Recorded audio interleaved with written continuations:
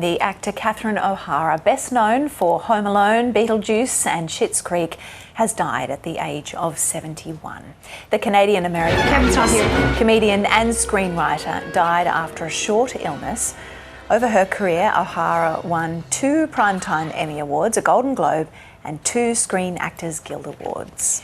Well, culture editor at The Nightly, Wenlei Ma, joins us now for more on Katherine O'Hara and her legacy. Welcome, welcome. Always great having you on the show. But however, on a really sad day, Katherine O'Hara really had an elegant brand of comedy.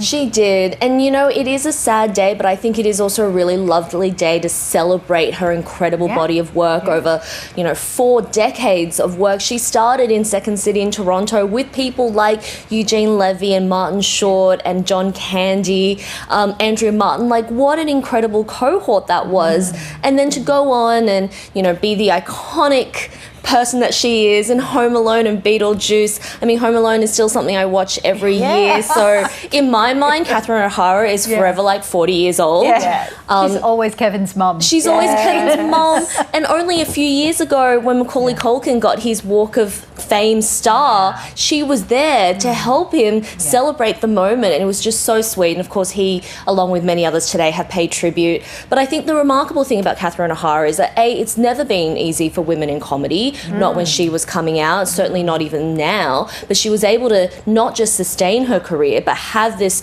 renaissance for the past 10 years where, of course, Moira Rose on Schitt's Creek, she gave everyone so much joy and laughter through some really hard moments, because Schitt's Creek, of course, really took off during that first lockdown in COVID. And you just saw in that performance this wiliness, this agility, confidence and warmth. And I feel like she always led with warmth in that performance, and I think there's a bit of a clip here to remember Moira Rose by. Hello, I'm Moira Rose, and if you look... Back to 1, still rolling. Why? You said Moina. Sure did. Are you sure? Yeah, it's cool. I'm good. It's great. I'm good. Please, All right, get out of there, ladies. Please, yes. And when you're ready, action.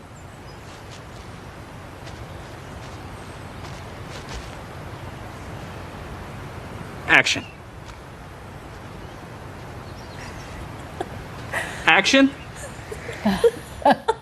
Oh, she is just so brilliant and just so funny. Great. Tell us about what difference she made to women in comedy, because as you say, she broke ground there. She did, and I think, over all that time, like, to have someone like her and again her Second City colleague Andrea Martin and other people like Carol Kane, to sort of always be present, to always be there in big roles, things like Beetlejuice. She did all those 4 movies with Christopher Guest, the mockumentaries, Best in Show, my favourite of those 4. To just be like, you can be goofy and weird, but also completely yourself, and also really lean into these characters that don't have to always be likable, but to be a little bit spiky. And she did that. And of course, that's not to undersell her dramatic work as well, because even recently she was a guest actress on The Last of Us, and it was a very kind of understated role, and I just loved it whenever she popped up where you didn't expect her to be. Well, that's the thing. I didn't know she was going to be in The Last of Us, and when she did pop up as the psychiatrist, I watched her and I just thought, this is a brilliant, brilliant actress, because when you see her, you think, oh, she's going to be funny.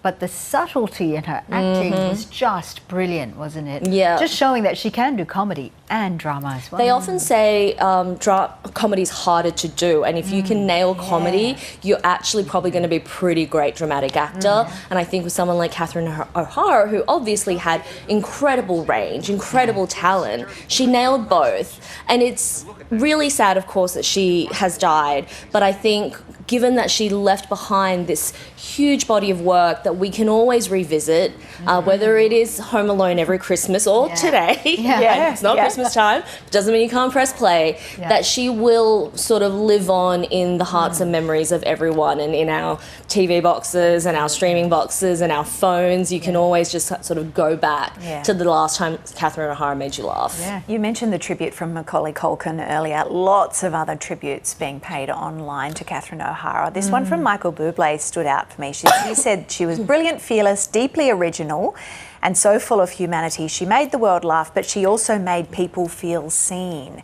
And so there's a lot of warmth for her as a person, not just as a professional as well. Yeah, and she's hugely popular. And of course, Michael Bublé, a fellow Canadian, hugely popular. You can see that in all the tributes coming through, talking about not just being, you know, oh, Catherine O'Hara was my on-screen wife. This was like Michael Keaton, but he said, but she was also my real-life friend. And that is almost more important, especially, I guess, for industry colleagues to remember that by. And I just, it's really sad because a few weeks ago, Seth Rogen was on stage at the Golden Globes talking about how they were going back to shooting The Studio in a couple of weeks. And she, of course, was on that series last season. And I just took it for granted that we were going to get another season of The Studio with Catherine O'Hara being exactly the queen that she is. And now we're not.